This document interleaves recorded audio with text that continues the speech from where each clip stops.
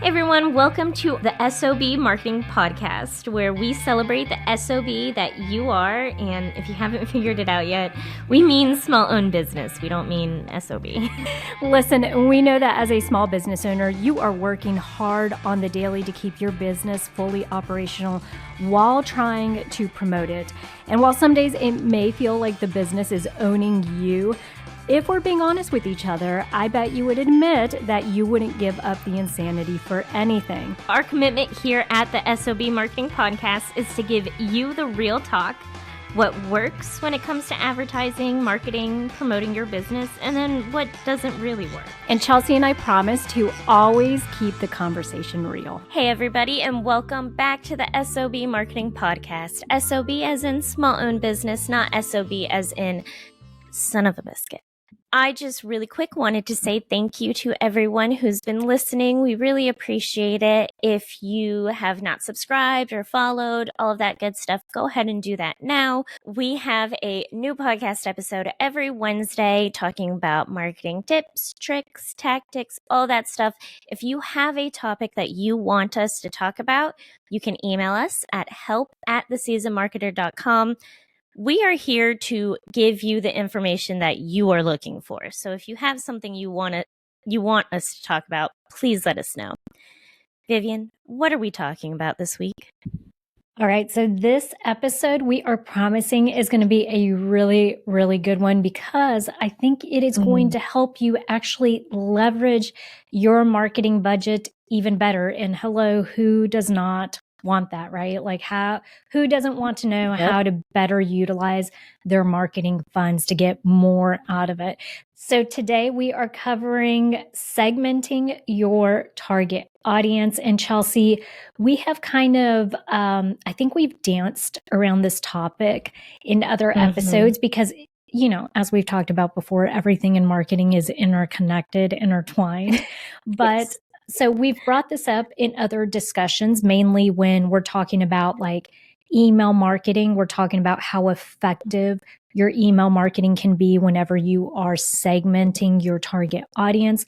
We've talked about this when we're talking about personalization and how people now in marketing, audiences love for communication and all of that stuff to be personalized to their liking.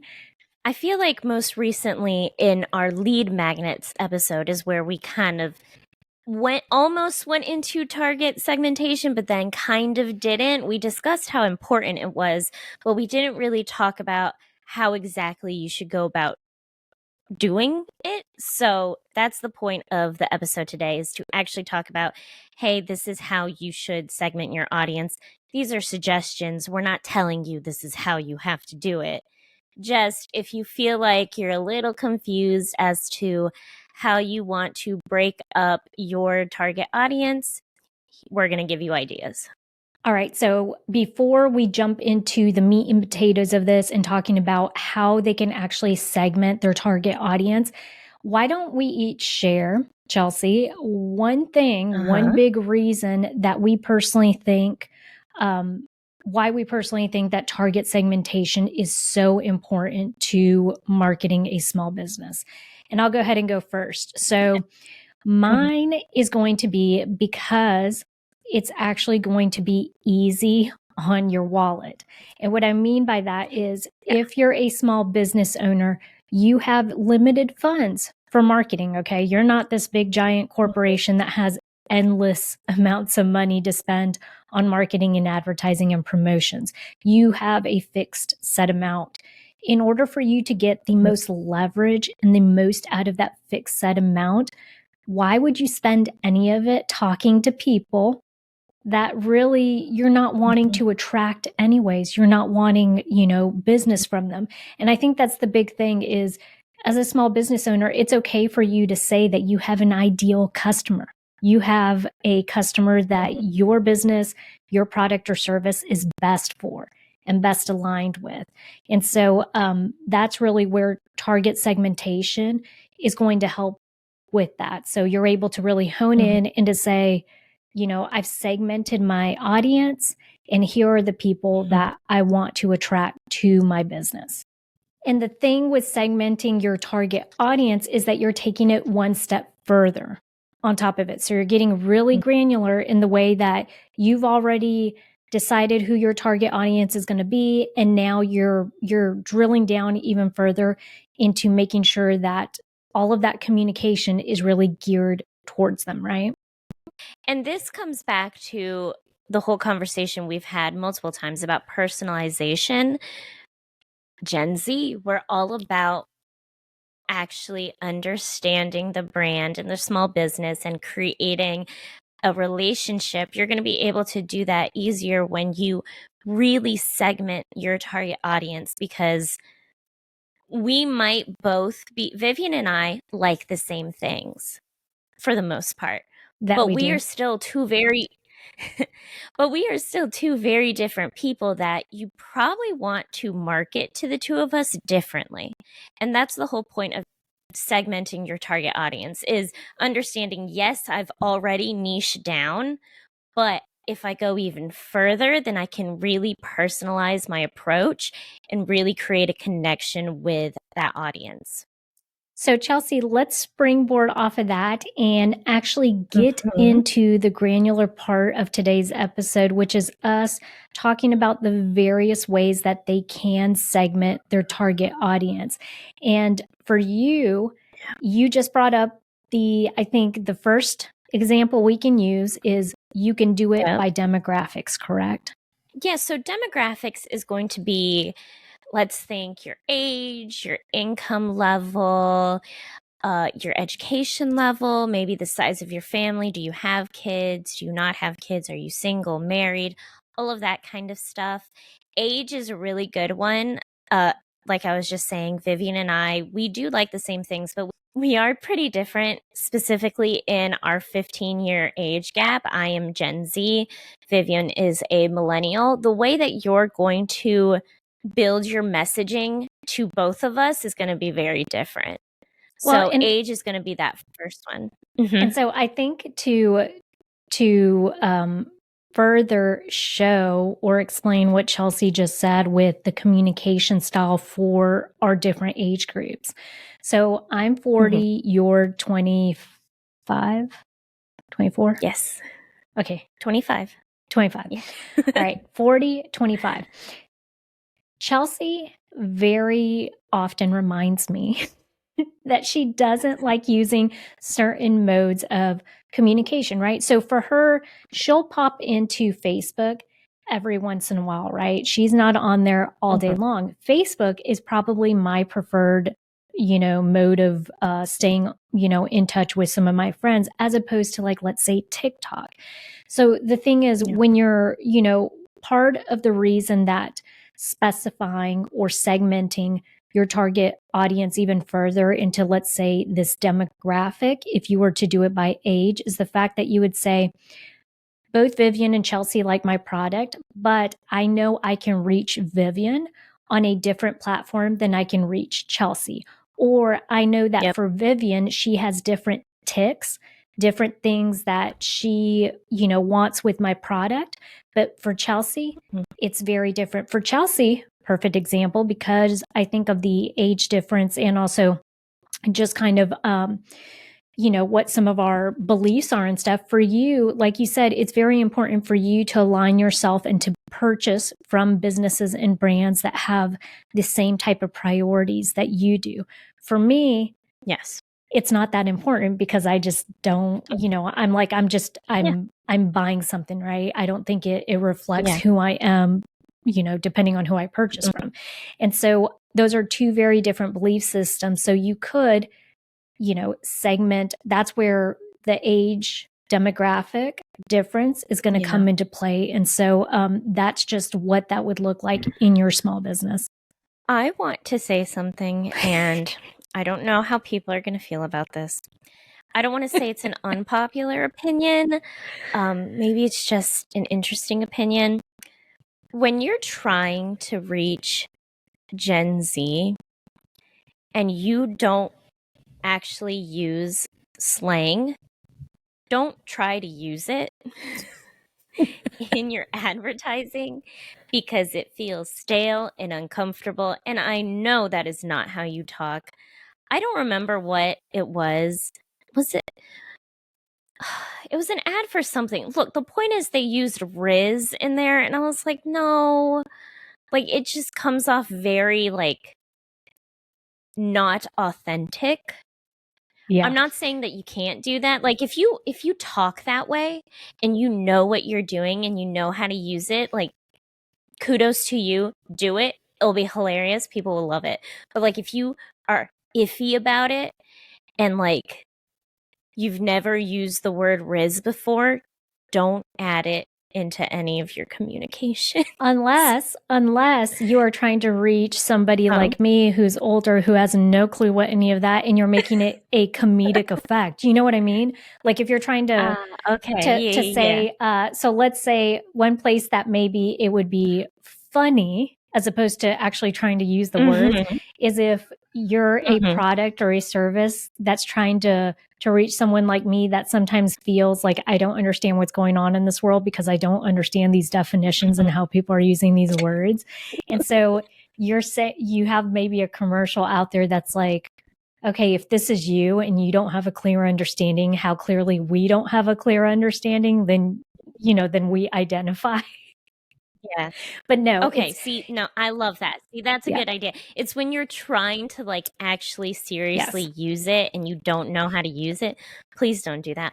Also, I have a question for you.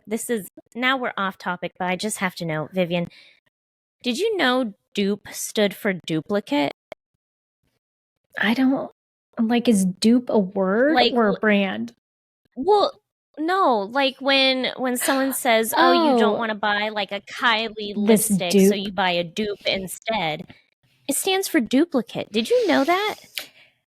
I did not know that. And also, I never use the word dupe. So the only reason I know the word dupe, the only reason it's anywhere in my vernacular or knowing is because of TikTok.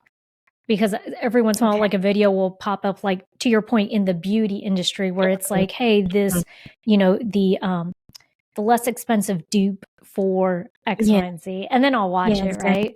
Yeah. But I don't use the term. I don't really, and to your point though, to circle it back around, I 100% agree with you where if people are going to smell you out really quick. So y'all don't be out there like, pretending that your brand or your business is something it's not, because what you're going to do instead of attracting the people that you're trying to attract, you're actually going to alienate them because they're going to be like, what in the world is going on? That would be like me trying to put something together and start talking about Riz and facts, no facts. And I don't even know. Which, by the way, I feel like we need to get Dad, Papa Mojica, to do a Instagram reel with us where he's actually, spitting out all his other day.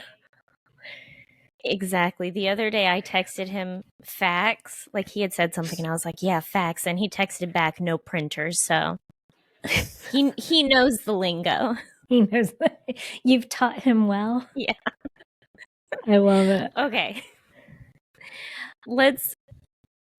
You know what? I can circle this back around. Okay. From what we're talking about right now, a very important point when it comes to segmenting your audience, pick a way to segment them that makes sense. Because, okay, I have an example. Let's say you're a teen clothes store, like your clothing store specifically for teens. You're probably not going to segment your audience based on age because you're already being very specific with the age. I mean, unless you wanted to target maybe like grandparents shopping for their grandchildren, but I feel like that would be really difficult. You're probably just not going to do age at all. And that makes sense. You're going to look into a different way for segmenting your audience. And actually, Chelsea, I do want to bring up here I agree. You probably would not drill down even further in your target audience for age group because you've already have a target audience that's within like a couple years time frame, because teens are anything that's like I think it's 12 13 to 17. Okay, 13 to 17, very drill down. However, preteens, right? So let's say if that window was a little more open, you do have that preteen group that's a little different, and they're in a different space, mind space, than like the actual teenagers that are like 16, 17, a little older. So you could technically still do that narrowing down in the age group. But let's say one of the other ways that you can narrow them down is by lifestyle. Okay. And so how you guys may be laughing thinking, how are you going to narrow down lifestyle for teenagers because they're barely like living, right? But let's say it's one way we could narrow it down by lifestyle is there's going to be a group of teenagers that are looking for clothing that are in style, right? So if that is your target audience, then that could be one of them, right? By lifestyle. Okay, these groups of teenagers are looking for clothing that's like in style. These groups maybe are looking for affordable clothing. And so those would be two very different messages for each one. Now, your clothing store probably carries a little bit of both. So you probably carry some clothes that are like the staples that are a little more affordable, but then you carry some of the stuff that's like in style and coming out year to year. So the messaging could get really granular if you segment those two from your teenage audience, right? Drill down a little more into their lifestyle. Yes. And let's think about products too. You can segment your audience based on products. And I just thought of this. I was thinking about Hot Topic, right? Because that's like a teen store, but it's a very specific type of teen, right? That's like right. that is your teen Chelsea, emo, goth, grunge, punk, that sort of thing. In my feelings kind of really teen. Annoyed. In my feelings kind of teen, which very annoyed that it's cool now because it was not cool when I was growing up. Let me tell you, it was not cool. But anyways, you can do it based on product. And I'm thinking specifically Hot Topic because they have band t-shirts. They also have Funko Pops. They have very like studio. You don't know what Funko Pops are? What is Funko Pop? It's like bobbleheads. Are you saying like bobbleheads? Funk-O or Fungo? No, Funk-O. Okay, Funk like funky. Pops. Yeah. Okay. Funk-O Pops. Okay. Yeah, it's like a bobblehead. Okay, like I know what they are now. I know I can envision them, but I didn't know that was a term for them. Okay.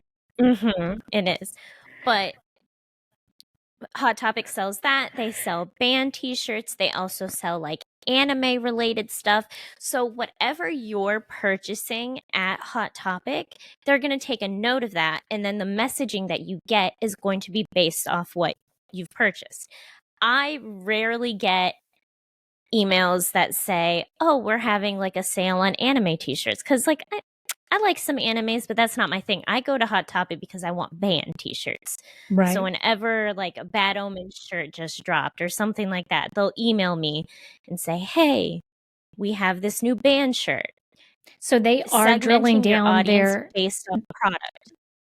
So they're doing that. They actually are using the data that they have to segment who they already know their people are. They're like, okay, there are buckets underneath that. And that's, well, and what's interesting about that is because when I think of Hot Topic, it's the same thing. Like it's a store that has a eclectic grouping of people that will come into it. So like you said, people that are looking for shirts, like back in the day, I actually got Mom to buy me a South Park shirt from Hot Topic because that was, well, I can't remember if it was Hot Topic or Spencer's, but that was a thing. Mhm. So, you had those caricature or cartoon t-shirts, you had the band stuff, and then also you had like the goth, like, if I wanted a spiked necklace, then I knew I would go to Spencer's or Hot Topic. So, to your point, that's another way where by product, you could easily say, the people that are looking for these sets of products aren't the same type of people. Let's use one of our friends as an example here. Rob over at Black Circle Records. He's a vinyl record shop in Summerville, South Carolina. He, I'm sure, could do this because there are different genres of records, right? And so he could essentially drill down his target audience into segmented groups of people that like grunge, people that like classics, people that like, you guys get the point. So there are very many different ways that they can do that. So product is a good one. Let's think. Another way that you can segment your audience is by geographic area. So maybe you have an online store and an actual store, like a in-person, a storefront. That's what I was trying to say. Sorry. So an actual store where humans come in. My bad. So let's say you have a storefront and an online store. You can target people who are not in your area, but the way that you're going to talk to them is going to be different than people who actually visit your store. So, for example, email marketing, you might have a totally different audience list for people who have purchased from you but don't live in the area. So you can focus on free shipping this week, or we're having a sale online. And then you can have another separate audience list of people who do come in store, and you can say 30% off in store, or come in store for a surprise. I don't know. The point is, again, that's another way that you can segment your audience, is based off where they are geographically. I don't know why in my head when you say, or you could come in store for a surprise, I imagine someone like hiding behind the counter and like popping out and being like, surprise. No, I know, it's so random. It was just a random thing that played in my head. But okay, so I'll give you another example of how this can be done. Let's say that you're a elderberry company, elderberry syrup company, and you sell nationally. Right now, the CDC is doing this thing where like they were having a pretty, I guess, a pretty intense flu season throughout the United States. And they have a map that they update like every couple weeks or every week. And it shows you, it's a map of the US and it's color coded, and it shows you the states that have high like flu rates. Okay. So South Carolina, I noticed South Carolina is one of them. Like it says that we're like the worst right now, us, and I think it was Louisiana. Okay. We have the most cases of flu. But Proud of us. if you're this elderberry company and you have a way to maybe geographically, because let's say because they're ordering from you online, you have their addresses attached to it. If you could segment your group into people that live in the South, Southeast, and into people that live in like the West Coast, you could use data and information like this to send them very specific information for an occasion like this, where you're like, hey, if you live in the Southeast, you guys are having higher rates of flu. Don't forget to, and then you're talking to them about elderberry syrup or whatnot.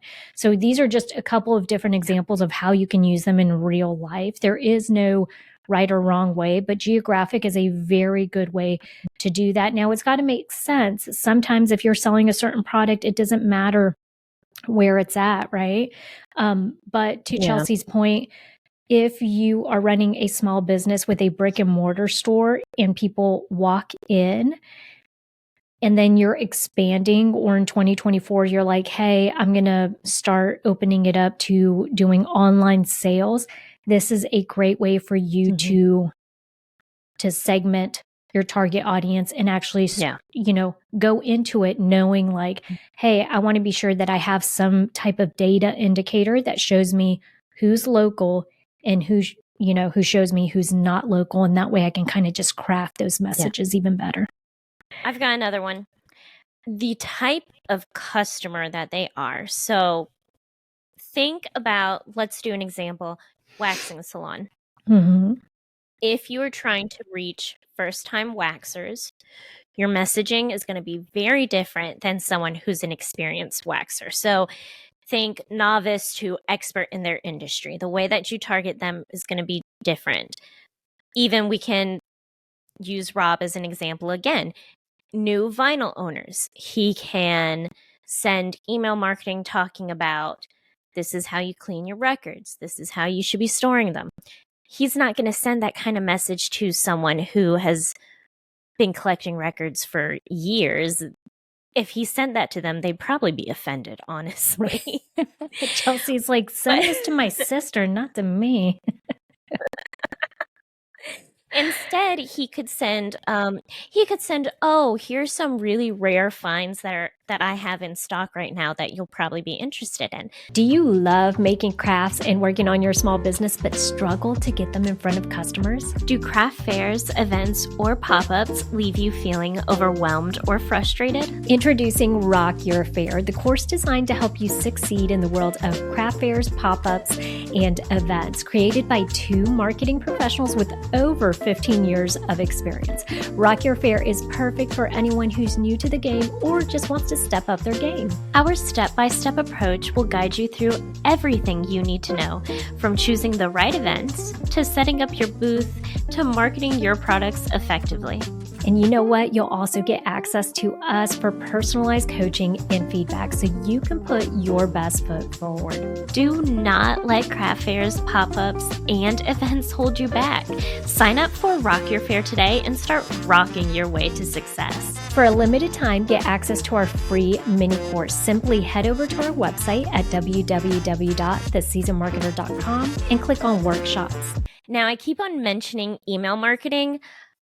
I do want to say this is just an example, but you can also segment your audience based on the marketing initiative that you want to do. So, for example, Vivian and I have had this conversation before. I like email marketing. I don't like text marketing. And you're more comfortable with text, correct? I actually like text marketing because I feel like it doesn't get bogged down in my inbox. And if it's something that I like, because I don't give too many businesses my cell phone number to send me text messages, they're always the ones I want to hear about. Okay, exactly. So if you can, in a way, use your analytical data to understand your target audience and understand what they prefer, then you can segment them based on the type of marketing they prefer to receive. So don't send me texts. I don't like that. Send me emails, but you can send Vivian a text. So one way that you could easily example. Yeah, one way you could easily track this, Chelsea, that's a really great point, is let's say that you're a home decor company, and when somebody comes in and they make a purchase from you, you have a question on the screen on the little iPad when you turn it around to put your credit card in there. One of the questions is, do you want to sign up for our email list, right? Or do you prefer to get text messages? And they can opt in to either one of them, right? So you're very specifically asking them, which would you prefer? What's your preferred, method of communication? And then that way you're tailoring whatever it is. I think that's fabulous because it does help with, even if you are saying the same thing or promoting the same sale or, pushing out the same product or service, it's going to be very different in a text than it is in a email message. So obviously your email can be a lot longer than what your text message can be, but your text message may actually have a better rate of people, actually coming in and taking advantage of that sale or promotion. So that's a wonderful way to segment your target audience. Yeah, and I definitely want to touch, I think this is the last one that we have, but I do also want to touch on you had mentioned this with the vinyl records example, right? Where they are in their customer journey can be a really big one that's super helpful. They do this in healthcare quite a bit, right? So the thing is, new patients are going to have different communication compared to established patients, right? So let's say you're a hospital system. Well, if a new patient is coming to you, you're obviously a big hospital system. You have lots of specialists, you have lots of services. If someone's new to you, you want to be targeting and sending them communication so that they can take advantage of everything else. And so they know just how many different offerings you have. Now, for an established patient that's been coming to you for years, you probably won't need to push as hard in doing that. But what you could be doing is explaining to them when you have a new service that rolls out, right? Or you have a new EHR system that you're using. So that's where knowing where they're at in their customer journey is going to be super helpful. And like Chelsea said, it helps because what ends up happening is you come off establishing a much better relationship and building that trust with them. Because if I've never had because I've never, gone to a wax spa before. I have no clue. Chelsea here is like a champ. She's been doing it since she was like 14, 15. I don't even know what. So all this stuff, definitely 18. 18. So the thing is, like, for someone like me who has never had, my legs waxed, I'm sure I have questions before my appointment. If I were to schedule an appointment and go in, I would probably have questions, right? Predominantly, like, is champagne included? But for someone like you that's a pro, you don't need all of that, like, build up in communication prior to. Yeah, that's a really great point. And I do want to say, I feel like sometimes in general, businesses will sometimes subconsciously do this. And that's great. I feel like you would do even better if you did it consciously. Like, if you made a point of actually segmenting your audience. Like, sometimes you'll do it naturally, and that's wonderful. But if you did it like actually consciously, this is why I'm doing it, you can get really gritty, really like granular, and your marketing initiatives are going to do better. Another, I think, it might, like you said, it might make sense to them. Like, it's something that they naturally do for people that are new, right? Another way that they could use that customer journey is if you are segmenting people and you're collecting that data and you're noticing how often you have repeat customers. So let's say you have customers that only come in, that only buy during Christmas time, right? They don't ever really use your service. They just buy gift cards during Christmas time. But then you have the repeat people that are coming in all the time on a monthly basis. I know you guys would do this quite a bit in the spa, where you would actually pitch them like packages, because ultimately it saves them money and it gets them to commit to coming in for like X amount of times, right? Yes. Yeah. So that's the whole thing. Is I think it's to your point, it does help when it does that. And then whenever you're doing that, now here's we're going to remind you as we close out this episode, y'all. The first step is to actually segment your target audience. Okay. So hopefully we've given you enough examples where you see where maybe you can apply this in your small business. The second step to it is, once you actually start to segment your target audience and you guys have this data and you're using it, actually use it. Use it, like Chelsea said, use it to send them the stuff that they want, to promote the products and services that are specific to their segmented audience. Like, actually leverage it so that you can increase your sales. Yeah, because why go through all the effort of doing that if you're not going to use it to your advantage? Absolutely. Absolutely. All right. So I think, just to wrap it up really quick, Chelsea, segmenting your target audience means drilling down even further. And it's fabulous because it helps you to save money, and to utilize and leverage your resources to actually, to making it less expensive, right, for your marketing stuff. Yep. Additionally, it helps you to actually personalize communication, sales, promotions, all of that stuff to your audience members. And then the different ways that we can do it are. Yeah, so you can segment your target audience based on geographical area. You can do it based off of demographics, so age, lifestyle, income level. You can do it based off of where they are in their customer journey, based off the products that they're purchasing.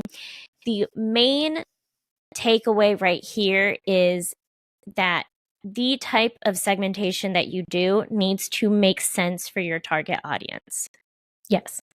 I think that is perfect. Yes. And we hope, our biggest hope is that you guys go into 2024 ramping up your marketing. And we don't mean spending more money. We just mean getting clearer about how your marketing initiatives are going to be rolled out. And this should be a component of it. So if right now you are just saying, I sell candles to anyone that wants to buy candles, think about the ways that you can actually narrow down that target audience and then from there segment that even further. And we guarantee you that you'll feel way more confident about your marketing in general once you do that.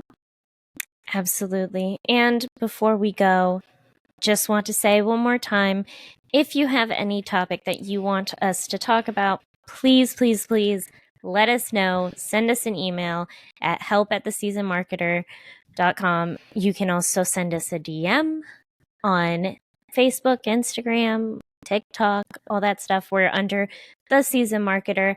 And thank you for listening. And go be the best SOB you can be. Happy holidays.